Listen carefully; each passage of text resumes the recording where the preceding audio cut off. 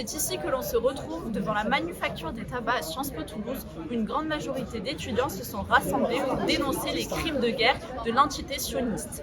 Les revendications sont claires, demander l'arrêt total des partenariats avec l'université Ben Gourion de Tel Aviv.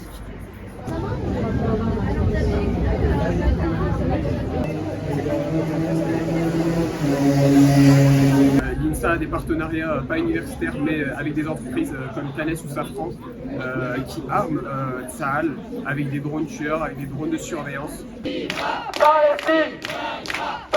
Le boycott universitaire, c'est une manière de à la fois dénoncer le processus colonial, mais aussi de soutenir la résistance du peuple palestinien qui fait face à un génocide depuis maintenant plus d'un an. Et c'est extrêmement important qu'à Sciences Po et dans tous les établissements étudiants, on se mobilise en soutien à cette résistance.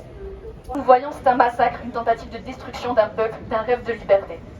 La lutte du peuple palestinien pour sa terre, pour son droit à exister, fait écho aux luttes de décolonisation d'hier.